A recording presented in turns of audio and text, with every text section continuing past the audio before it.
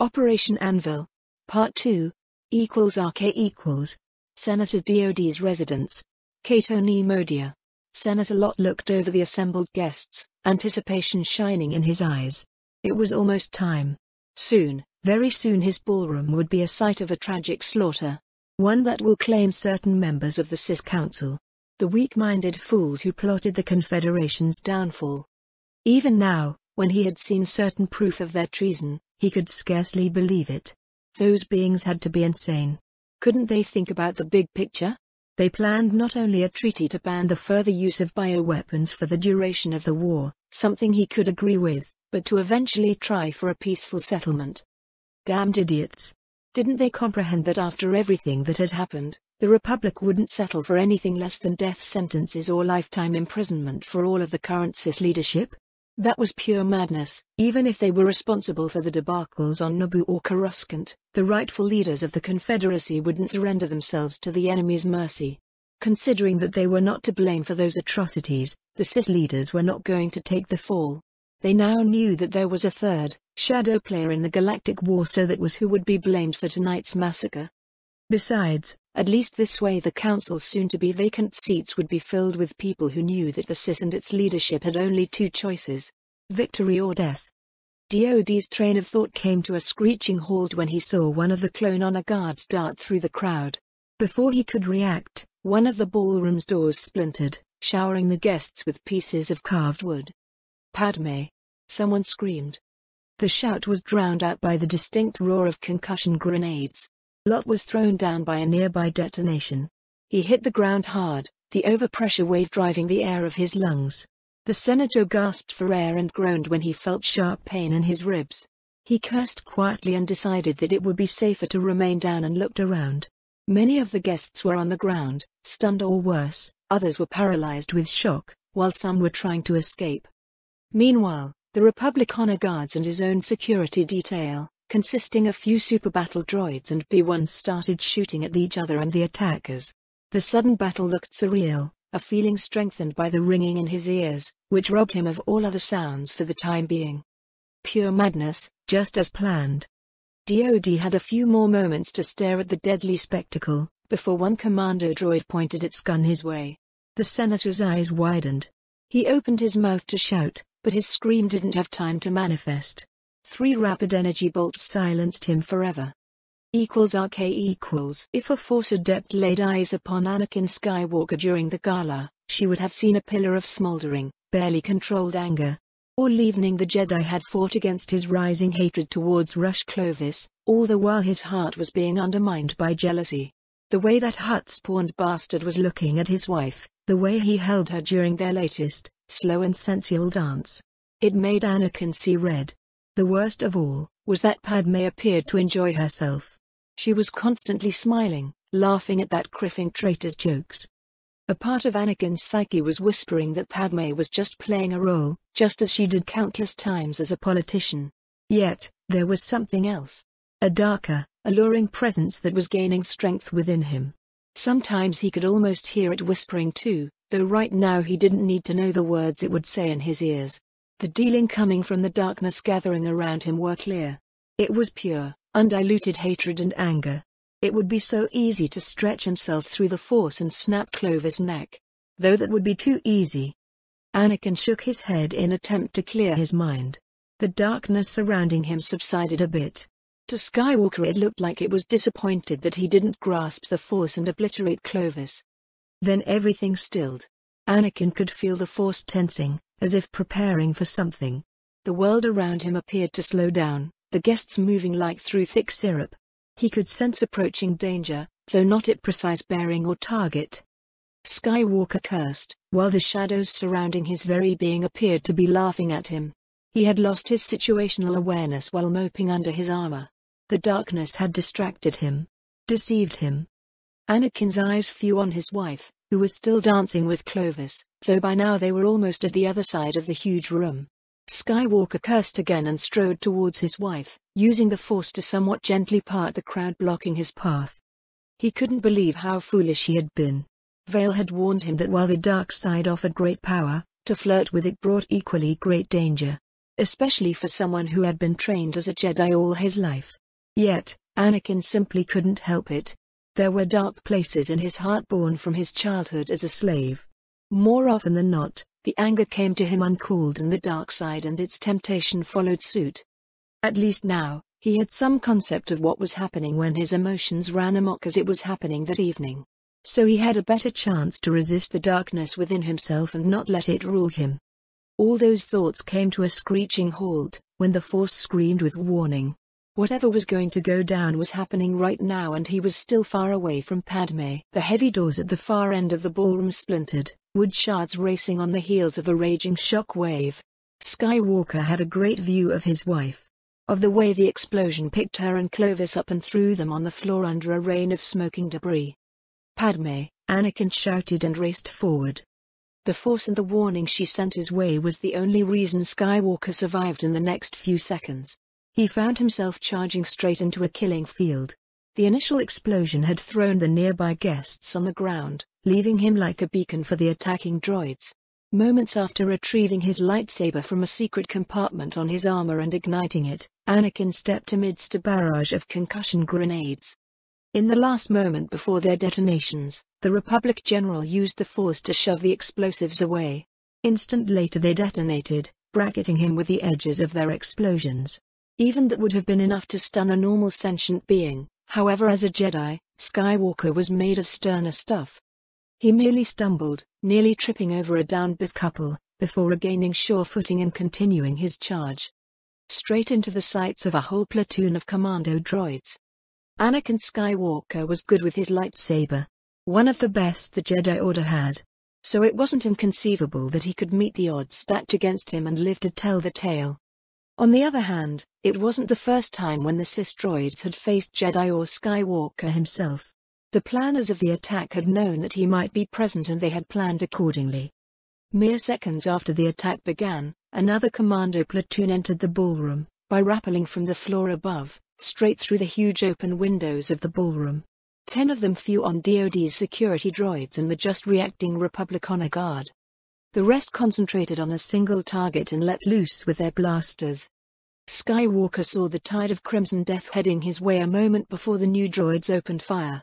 He had a split second to decide his course of action before being shot to pieces. For an instant he entertained the thought of vaulting forward and trying to reach Padme, who was still down. However, even if he managed that, such an action would leave him with his back to the new enemies. Yet, to do anything but, would let the first contingent of attackers to reach her first. Anakin snarled in frustration. The dark cloud which had surrounded him the whole evening flared with new intensity. The closest commando droids crumbled like tin cans struck by Warhammer, when the Force eagerly responded to Anakin's desire to see those machines erased from existence. Yet their fellows were undeterred. Time was up. With a shout of anguish, Skywalker jumped backwards, avoiding the first shots of the droids behind him. He turned in such a way that he could deflect the attacks from both forces. A black-painted droid towered over Padme. The machine knelt next to her and slammed a small device in her arm just before an invisible force hurled him away with enough strength to shatter it onto a nearby wall. Too far to be of any more help, Anakin stiffened. He could feel it. Liquid agony racing through Padme's veins. Her body convulsing. The pain seared all traces of dizziness she still felt and brought her back to the world of the living. Something she didn't appreciate. Her eyes opened wide and she screamed like a tortured soul. The backslash shook Anakin to his very core. While he was aware of what was happening, it was a cold comfort. Somehow he was able to sense what she was feeling. It was agony beyond measure. Whatever that crippling machine did to her, all her nerve endings were on fire, shooting pain signals to her brain. It was pure torture. "Padme!" Anakin screamed again and charged to her side, despite the droids targeting him. It didn't matter. He deflected the shots from those near his wife, counting on the shields and the laminated armor he was wearing to tide him through. That worked. Somewhat.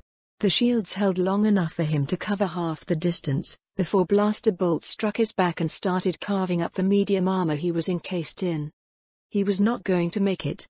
That single thought cut its way through his clouded mind. It infuriated him beyond anything he had felt before. Padme laid over there, just beyond reach. Too far for him to help her.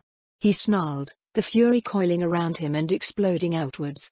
It became corporeal, a manifestation of his raw emotions.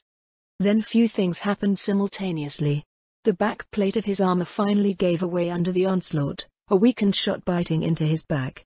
Anakin stumbled forward, but immediately straightened up and charged forward. Crimson tendrils of darkness clung to his figure, absorbing the few shots that managed to hit him. For now he was moving much faster than humanly possible, throwing off the droid's aim. He screamed like a man possessed and struck the commando droids like a whirlwind. His blade was azure blur, leaving scrapped machines in its wake. Skywalker himself was exhilarated, reveling in the sudden sense of power. He was an untouchable. The damn droids fell under his onslaught as easy as practice targets. He laughed as he bisected a hapless commando, deflected the shots of another back at it and decapitated a third. Just like that, it was over. No one was shooting at him, something that felt rather disappointing. Skywalker frowned. He wasn't finished. He needed to destroy, to revel at the destruction of his enemies. He turned around, his eyes wildly looking for another victim. As suddenly as it began, the power trip was over. The tendrils of ruby darkness surrounding him faded away and Anakin felt tired. So very tired. Unnatural cold seeped into his body and he felt chilled to the bones. Then what strength he had left, drained out of his body and he collapsed into a boneless heap.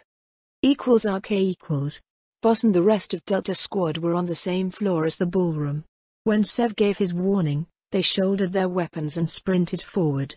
Few seconds later, the commandos turned a corner.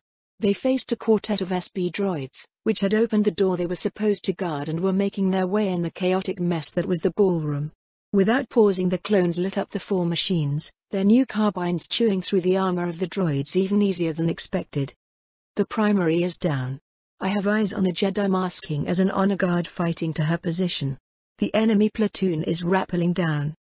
We are moving to assist, Boss said. Scorch, iron grenades. With a pleasure, Boss. Delta's commander could clearly hear the glee in his subordinate's voice. When the Republic commandos entered the ballroom, they found a scene of pandemonium. Many of the guests were on the ground, either stunned or dead. Others were scrambling for the exits, obscuring the soldiers' fire lanes. Meanwhile, the droids guarding the residence, the Republic Honor Guard and 10 or so commando droids were shooting at each other, while the rest of the enemy platoon that Sev had spotted were too busy unloading their weapons at the Jedi. Boss and Fixer opened fire on their enemy counterparts, while Scorch started lobbing his limited assortment of iron grenades. Our hideout will be here in 2 minutes, Sev transmitted a message from their backup. Good. Any sight of enemy reinforcements? None that I can see from here, Sev answered after a moment's pause, though that doesn't mean much. While that chat was taking place, the firefight was going to its sad conclusion. All sides were in the open, with scarce cover to be had, beyond the stray, panicked civilian who ran straight between the combatants. With predictable results. A super battle droid unloaded its blasters in the side of an honor guard. Another mowed down a pair of commando droids, before succumbing to concentrated fire from their friends. Boss and Fixer were systematically shooting up the CIS special forces, glad that only a burst from the new blasters was enough to put them down for good. Scorch lobbed his last iron grenade and raised his own weapon-seeking target. Across the street, Sev marked his 6th kill for the evening and moved his crosshair onto another droid, when he heard the distinct whine of repulsors.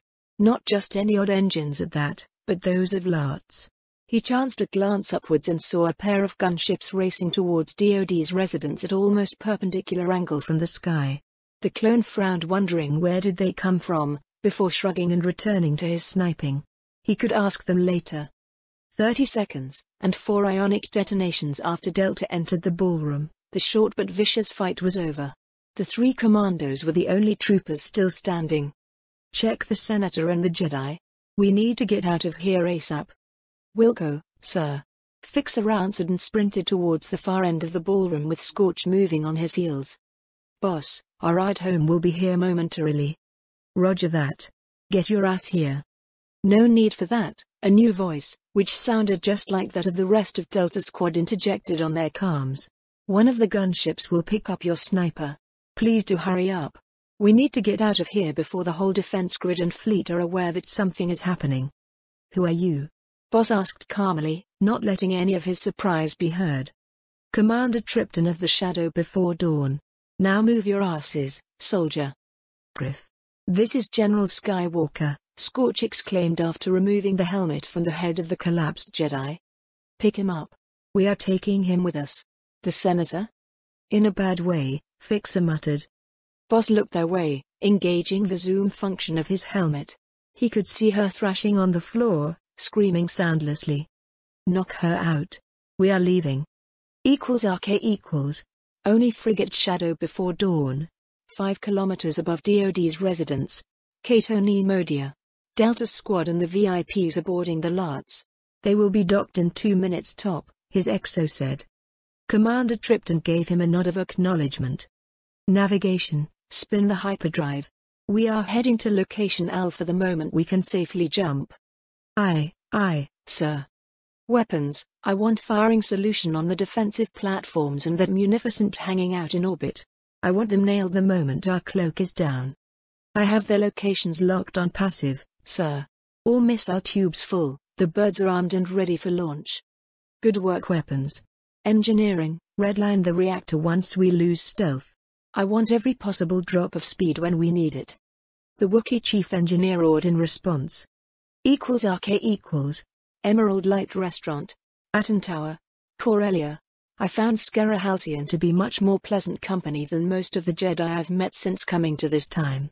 The fact that she didn't act as if she had a double-bladed lightsaber shoved up her butt like most of the Force adepts I've met in this era sure helped. We were amiably chatting about the differences between the Green Jedi and their counterparts on Coruscant, something that both the Dictator and Senator Iblis found interesting. It should be noted that both of them, especially Graham, had a lot of dealing with Jedi, the Coruscantite type, during their careers, so they were more familiar than most with some differences. If it wasn't for the damn politics, we would have gladly dealt with it. Skera glared at me. Unfortunately, as Dictator of Corellia and political leader of this whole sector, neither I nor my predecessors could really do much to allow our Jedi to take missions beyond our boundaries, Maricope shrugged. Indeed. As you well know, the Council on Coruscant has nominal dominion over all Force sensitives in the Republic. And all Jedi. While the Green Temple and its Jedi do have autonomy, that will only last as long as they confine their actions to our sector of space, Maricope said. Despite that, many of our members had done what they could to help with the slavery situation. While we aren't as free to act as our cousins on Coruscant, Halcyon huffed. I snorted at that. It wasn't like they did anything with some rare exceptions. Like Skywalker, though even then they had practically stumbled on him. By accident at that. The Jedi, the supposed guardians of justice and freedom across the galaxy. They did nothing about the slavery beyond the Republic's borders. Because it was outside their mandate. I shook my head in frustration. Sometimes they made me sick. We at least could facilitate routes for extraction of escaped slaves in the Outer Rim, and help them start a new life. Though that is much less than we could do if our hands weren't tied, added the Jedi. Let me guess. If you intervened and acted against the Slavers, it would be perceived as aggressive action from the Council. Perhaps even a sign that your way has failed and you are all on the verge of failing. Not to mention, that there would be a lot of people in the Senate that would use such a thing to censure Corellia, spinning it as expansionist actions from our side. That is if I'm able to get sufficient backing to declare open support for such a cause. Fighting slavery outside the Republic, while a great thing in theory, wouldn't be as popular once the cost of dealing with the Hutts becomes apparent. It simply isn't something we can do alone, not without leaving us open for political and economic attacks from our rivals, the Dictator interjected. Well, the situation right now is quite different. After Ryloth, we are in undeclared war with the Hutt cartels, I smirked. I was wondering when someone would mention that, the senator muttered. Small vicious smile was hugging the corners of his mouth. While right now we aren't in a position for direct offensive actions against them. I was interrupted by a sudden tremor in the Force. Its very essence shifted, dropped even further into darkness. Next to me Skera gasped and stumbled. Excuse me. I need to check something, I said and made a hasty retreat. That rising darkness was familiar. It felt like Skywalker just after Padme was wounded, though so much worse. I cursed quietly while making my way out of the restaurant. I knew that Padme going to Creffing Nemodia wouldn't end well. Ashe equals Kenobi's quarters, Jedi Temple, Coruscant, fear, rage, hatred, darkness rising to choke everything. The screams of man and woman. Obi-Wan shook awake with a gasp. He shuddered, remembering what he just sensed through his bond with his former apprentice. Anakin had felt so much hatred, fear and pain before the connection clamped shut, that it scared Obi-Wan. Something had gone terribly wrong. Kenobi threw away his blanket and surged to his feet. He needed to find out what had happened with Anakin. Ashe equals Chancellor's office, Senate building, Coruscant. Palpatine was sitting in his rebuild office, dealing with his daily paperwork, something even he couldn't get away from, when he felt the Force tremble. So it begins, he whispered quietly. Soon enough Skywalker will be faced with a terrible choice, and the Jedi would act as their typical selves, alienating him once and for all. Unless he missed his guess, even Vale's actions couldn't really help the boy. After all, the good general was a competent strategist and tactician. He simply wouldn't make the necessary sacrifices to save one single senator. Vale was a Sith after all. Sidious was sure that he would grasp the chance to get himself rid of the troublesome senator. He smiled. If he guessed right, Vale would make sure that she never got the antidote and blame it on the Jedi, even if he made some effort to retrieve it in the first place. Operation Anvil. Part 3. RK equals Medical Wing.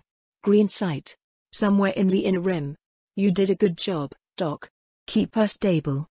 We can do that much, General. Unfortunately, it will take some time to fully analyze the compound in her blood and create an antidote. I expected that much. How's your other patient? General Skywalker? His wounds are healed, but we are keeping him under just as you instructed. Splendid. I was relieved when at my arrival I found this facility standing. You don't want to deal with a grief-maddened Jedi of Anakin's temperament and power. That bad? I've heard some interesting stories about him, yet. The DOS doctor shrugged. Well, his wife has been getting herself into a lot of trouble lately. That combined with the strain of leading troops in the war and balancing it all with his duties as a Jedi. I shook my head. No matter. It's time to wake him. I need to have a chat with our young Jedi friend. Of course, General. I'll see to it. RK equals. A medical droid that looked like an overgrown floating spider made its way to the bed where Skywalker was slumbering. Its servos whined softly as it extended one of its manipulators and administered a mild stimulant to the sleeping Jedi. A few moments passed with no apparent change. Then I could feel the Force in the room stirring, slowly gathering around Anakin. He then grasped it, using its endless energies to revitalize his body. Suddenly Skywalker gasped. Padme. Anakin bolted upright with a shout. His wide eyes were scanning the room for his wife. Try again. His eyes focused and he glared at me. Skywalker tried getting off the bed only to stumble and fall to the ground. Obviously the sedatives were still strong in his system, despite his Jedi resilience. I grimaced at his antics and grabbed him with the Force, returning him to the bed none too gently. We need to talk. That daredevil wife of yours placed us in a tough position. Well, that's new. He actually growled at me. His eyes even flashed yellow for a moment. Padme. I need to see her. I can feel her pain. She'll live. For now. Keeping her that way may prove complicated. His glare intensified, but at least I had his undivided attention. RK equals. Venator Cruiser Chimera. Staging Area Grey. Outer Rim. My eyes glanced around, briefly stopping over each person in the conference room. Skywalker, Kenobi and Admiral Yularen were here with me in the flesh, while General Valentra, the Chancellor as well as Yoda were present via holocom. It was a small gathering, one that was about to decide the fate of a whole planet and one particularly troublesome senator. So far everything was proceeding as expected. Ironically enough, under different circumstances I would be in complete agreement with the Jedi, who were in the middle of committing a grievous mistake. I had to fight a grin, which was trying to spread across my face, regretting that right now I wasn't wearing my helmet. I wish I could say that I'm surprised. The Jedi were about to burn their bridges as far as Anakin was concerned, without even realizing it. In the meantime, Palpy was doing his best to help them along. while subtly giving me enough rope to hang myself as far as any ambitions towards becoming Skywalker's master were concerned. Just as foreseen and planned for. I understand, Master Yoda. The Jedi won't compromise their principles on this issue, said the Chancellor, copious amounts of regret dripping from every word. Is there something that our armed forces can do? His image turned my way. If this information is correct, the facility where the antidote might be located is at one of the most heavily defended regions of Geonosis. That's not a place where our special forces could do a smash-and-grab run, and we don't have enough time to even attempt an infiltration. I shrugged. We can't take that place without reducing the Separatists' space assets and then fighting through whatever they have waiting for us on the ground. Crafit all to hell. You are just going to let her die? Skywalker, who had been seething for the whole meeting, exploded. Anakin, Kenobi exclaimed. Keep your feelings under control. Under control? She is parsecs away, unconscious, and I can still feel her pain, Skywalker roared. The Force itself shimmered around him, swaying from his fury. Anakin glared at us, then turned around and stormed out of the compartment. He didn't notice the effect his parting words had on the Jedi. After all, you didn't just form such a strong Force bond with just a friend, especially if that person wasn't Force sensitive. Now that the personal drama is out of the way, I frowned at the Jedi. We still have battle plans to discuss. Chancellor, can I count on additional reinforcements for this operation? With the current Force dispositions, heavy casualties both in space and on the ground are all but guaranteed. I trailed off, pointedly disregarding the troubled looks passing between the Jedi. What about Anakin? Obi-Wan exclaimed. I gave him a deadpan look. He obviously needs to cool off. If you mean about his relationship with the Senator, well, that's none of the Army's business so long as it doesn't interfere with his duties as a general. Kenobi glared my way and stalked after his former apprentice. Perhaps we could scrape up some additional support for this operation. Palpy mused, pointedly ignoring the byplay and effortlessly taking the moral high ground. I'll see what I can do. I may be able to free up few units here and there from secondary theaters. Valentra added his 2 cents. With that, the conversation drifted back on topic, the impending assault on Geonosis. Now all that remained to be seen was which way Anakin would jump. I had subtly pointed him in the desired direction during our last conversation, shamelessly manipulating the poor kid. =RK equals. Skywalker left the briefing room, barely keeping a lid on his fury. Unless he did something.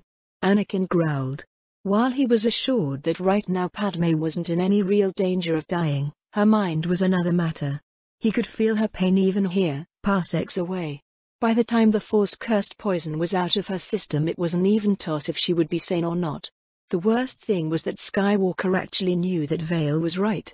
From a certain point of view, the other general simply couldn't justify throwing the whole assembled fleet and attached ground forces into the teeth of the Sith defenses on the off chance they could get to the antidote.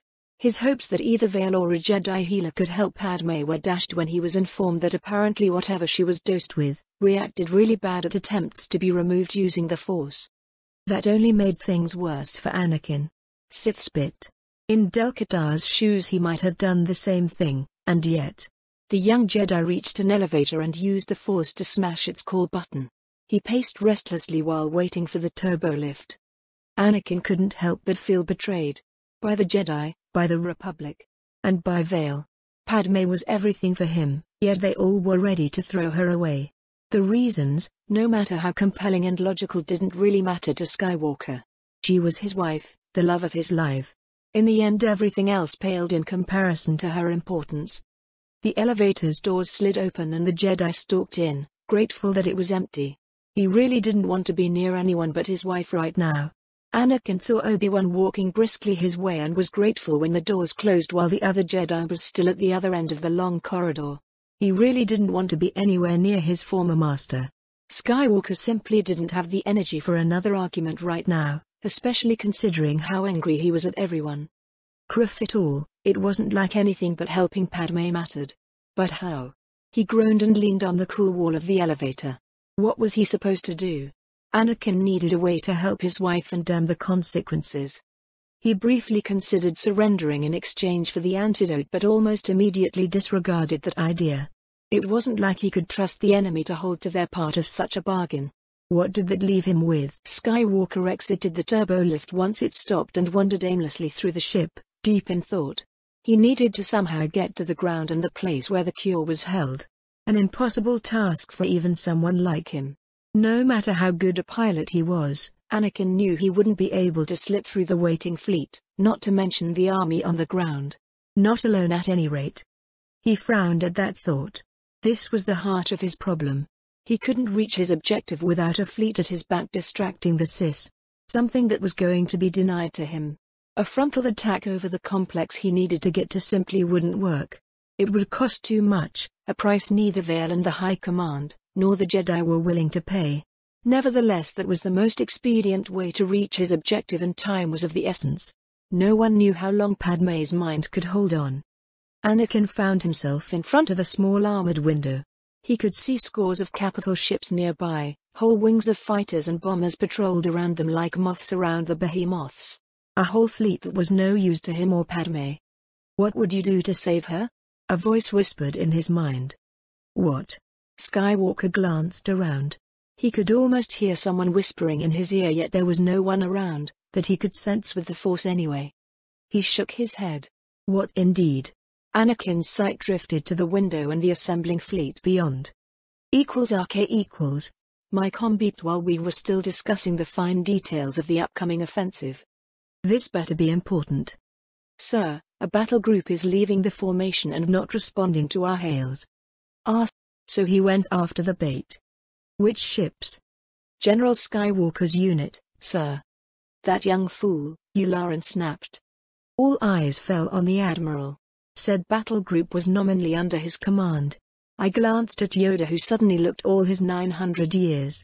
The Jedi's ears drooped, he slumped, resting most of his weight upon his cane. Darker the future is. Ahem, Palpatine cleared his throat. Skywalker seems determined to force our hand, I stated the obvious. If you excuse us, Chancellor, Master Yoda. We have a battle to win. I waved my hand and two of the holographic images flickered out. What is Skywalker thinking? His ships won't be more than a distraction, Valentra snapped. Yularen nodded darkly. None of them was thrilled that Anakin was about to throw away the men and ships under his command. We can speculate later. I want the whole fleet ready to depart yesterday. Operation Anvil. Part 4. =RK=. Droid Command Ship Death Dealer. High orbit over Geonosis. General Grievous stood on the bridge of his new ship resembling a statue made of gleaming durasteel. He was surrounded by a veritable host of B-1 droids, the fragile machines hunched over their stations. He would have grit his teeth if he could. If he wasn't a cyborg, more machine than man, Grievous would be shaking with unrestrained fury. He had been outmaneuvered, outfought, captured and kept in a jar like an insect by the Republic. That grated on parts of his psyche he had thought long dead. Even now, when he was surrounded by a veritable armada, clad in new and improved combat chassis, the Cis bogeyman couldn't help it. The Republic fleet was approaching and part of him shivered with emotion he had forgotten. Oh, there was the excitement of the impending battle. A drive for vengeance he had never felt before. Nevertheless, there was that small, treacherous voice in the back of his head. The one which was born while he was helpless, crippled prisoner. It wasn't a fear of death. That hadn't scared him ever since he was an adolescent warrior who had tasted the thrill of battle. But this was something new. The feeling of being helpless. Useless. Something he hadn't felt after he had been rebuilt as a cyborg for the first time. He hated that feeling, almost as much as the Jedi who captured him. That bitch of a Togruta. Oh, how he despised that damned woman. He couldn't wait to get his claws on her, he swore. He would deal with her in due time.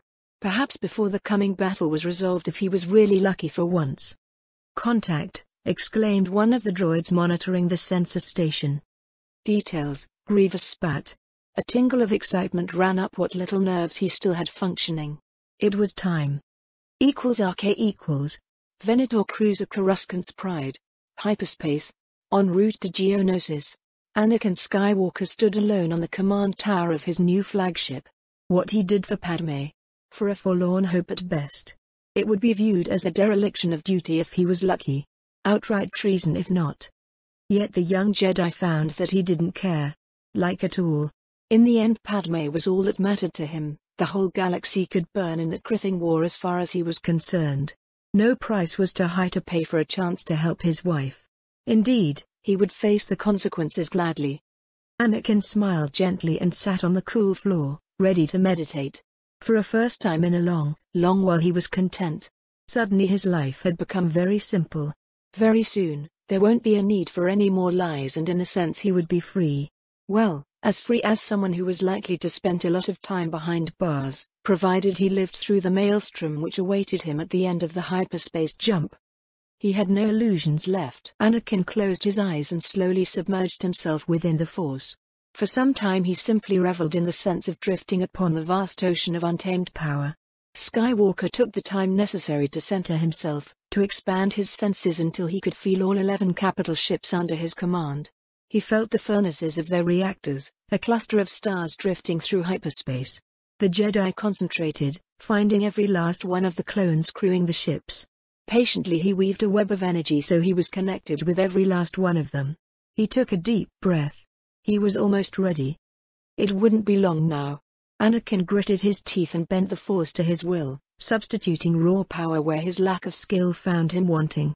He opened himself to the minds of his men, becoming a nexus. A control hub coordinating their actions and a source of inspiration, breathing courage within their hearts. It was time. He could feel it with every fiber of his being. Instant later, the captains of his ships knew it too, so did the helmsman. A single press of a button was all it took and the fleet dropped from FTA, crashing back in real space. =RK equals. Droid Command Ship Death Dealer. High orbit over Geonosis. Grievous stared at the 11 ships that dropped from hyperspace almost on top of his formation.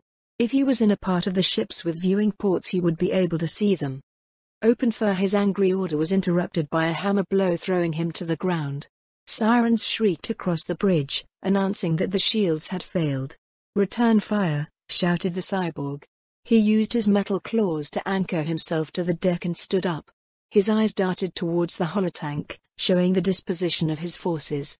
The Republic ships were deployed in 3 rings, each made by a trio of Vinotas, with 2 more cruisers in the center.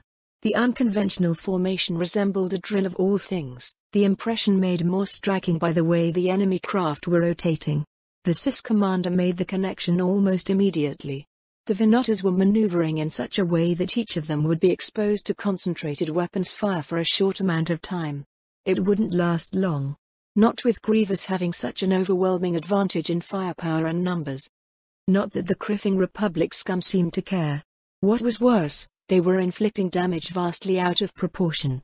His ship was crippled, the Alpha Strike had breached the shields in multiple places, slagging all the heavy weapons Death Dealer could bring to bear without rotating on 180 degrees. They didn't waste time on delivering a killing blow, instead with unnatural precision, the enemy cruisers were concentrating their fire from one target to the next, leaving crippled hulks in their wake. Grievous seethed. The battle group accompanying his flagship should have been more than enough to deal with 11 Vinotas. Yet, in the span of few minutes, 4 battleships were crippled, their shields locally overwhelmed, their heavy weapons slagged. Tactical. Move 3rd, 7th and 8th wings in an englobement maneuver. Grievous snarled. He needed to deal with this distraction before the rest of the Republic fleet came calling. Roger, Roger. =RK equals. Venator cruiser Coruscant's Pride. High orbit over Geonosis. Anakin hissed in pain as he felt more of his men die. Under different circumstances he might have patted himself on the back for the decision not to come directly to Geonosis, but to stop halfway and leave most of his ships with only skeleton crews. If the 9 Vinotas in the outer shell of his formation were manned as usual, Skywalker had no doubt that he would have passed out from the backslash, dooming them all. As it was, his body was on fire, his head was doing its best to split open in pain. The Force itself was struggling against his grasp, while he was doing his best to channel it to fuel his battle meditation. The technique was harder than anything he had ever attempted.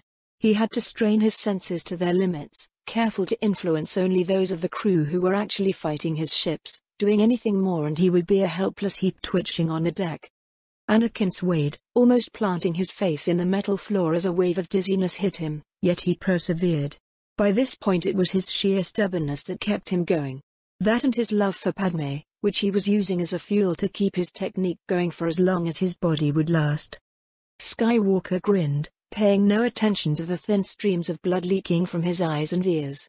Anakin was an embodiment of his fleet, wielding it with the precision of a laser scalpel. Another Alpha strike and the fifth and last battleship between him and the planet was a drifting cripple, leaving 20-odd frigates in his way, with twice that number left as burning wrecks behind him. Now he needed to dispose of those before the 3 battle groups racing to intercept his formation were in effective range. RK equals Venator Cruiser Chimera. First Assault Fleet flagship. Hyperspace. En route to Geonosis. The pieces were slowly falling into place. Soon enough I will practically own Skywalker, or he would be neutered as a long-term threat. Or he'll just die at Geonosis. Either way, another step of my plan will be complete. That left the battle. In few minutes the fleet will drop from hyperspace, engaging hopefully disrupted enemy formations.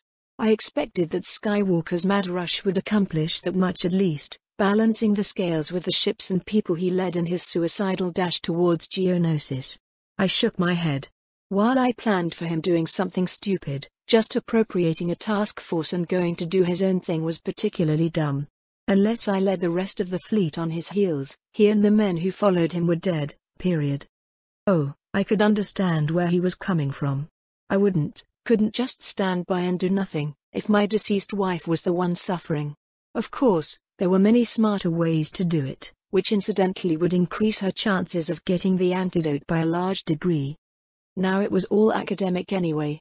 Anakin had gotten himself in a bind I might be able to extract him from, in which case it would be easy to tie his fortunes to my own. After all, you didn't need to be a fortune teller to know how the Jedi would act once the current unpleasantries were resolved. Hell, as a general of the Republic, even my hands were tied as far as Skywalker's stunt was concerned. Officially at least. Once the battle was over, and provided that he was still somewhat in one piece, Anakin was going to be facing a court-martial. Serves him right for acting like an idiot. But he was a problem for another time. Now I had a space battle to win. I closed my eyes and relaxed, letting the Force flow through me. I gently molded the energies of the light side, making sure that they will be healing some of the strain I was about to put on my body. I let my senses float, first touching the command personnel on my ship and slowly spreading out to the fleet. The fact that we were in hyperspace was no hindrance at all. You got to love the Force and the way it binds all things in the universe together. I extended my will and grasped the raging torrent that was the dark side, fueling my powers. Raw energy raced through my veins, the edge of searing pain I should have felt taken away by the light energies saturating my body. Now I had the power in my hand to back up the skills Ashara taught me all those years ago. One after another, whole ships and their crews fell under my sway. We were a single organism, bound by my will and purpose. I inspired courage and raw determination in my soldiers, leaving no place for doubt or fear in their hearts. They knew what their mates were about to do, whole fighter wings, destroyer and frigate squadrons, even cruiser divisions acting as one. A level of coordination making the best fleet command and control system appear as a joke, in the face of the coordination possible thanks my battle meditation. I grinned. Most people, both enemy and ally, expected Geonosis to be a stand-up battle, two of the greatest fleets assembled in millennia slugging it out. To hell with that. It wasn't to be a fair fight. I was going to cheat as the sneaky bastard I was. And the battle meditation was only the tip of the iceberg. It was time. Begin, I whispered in the heads of my flag officers and captains. A brief lurch and my fleet was back in real space. A holographic tank came to life in front of me, showing a picture of Geonosis and every enemy ship in sensor range. My grin widened. Skywalker had done his job, even better than expected. What was left from his task force, 4 operational Venators, were being pounded to pieces by 3 whole battle groups. Another Cis flotilla was crippled in Anakin's wake, only 4 half-operational battleships left amidst the wreckage of one of their sisters and scores of frigates. I whistled with appreciation. I really didn't believe that the little I taught Skywalker about tactical use of battle mediation could culminate into this. My smile turned feral. A significant portion of the enemy fleet was out of position. Even using tactical hyperspace jump, 2/3 of the enemy forces won't get into range as a cohesive group for anything between 5 to 7 minutes. Advance. All I needed was to think it and my men would follow the order. Frigate squadrons led the way, supported by destroyers and followed by light cruisers, paving the way for the heavy hitters of my fleet. A swarm of fighters buzzed around the capital ships, waiting to intercept anything that might survive the battle christening of the fully operational Guardian system integrated into every one of my ships. RK equals Droid Command Ship Death Dealer, high orbit over Geonosis. Grievous took one look at the rest of the enemy fleet which just arrived, and then turned around and sprinted towards the hangar. TKI-8, you have tactical command. Contingency Gamma, execute. The cyborg shouted a moment before leaving the bridge. He could scarcely believe it. According to all intel, the main body of the Republic fleet should have been a few hours out. He knew that Skywalker had went ahead, basically going rogue with the ships that attacked a few minutes ago. But for Vale to have the rest of the fleet follow so fast. A chill went through what little organic flesh Grievous still possessed. It was a setup. It had to be. You didn't get such a massive fleet moving in the same direction without a notice. Not that fast. No matter how good they were trained.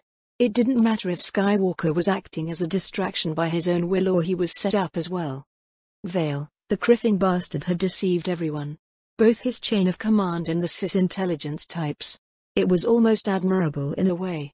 Which of course meant, Grievous had to kill him before he pulled something else from his bag of tricks. Meanwhile, he needed to get the criff away from Death Dealer, which would soon enough be used for target practice by the advancing enemy. The battleship and her crippled sisters wouldn't even be able to slow down that many ships. Not with half their heavy weapons gone. On the other hand, they would be able to make the enemy light elements bleed before being destroyed themselves. It wasn't as if Vale could keep his light ships out of range and maintain formation.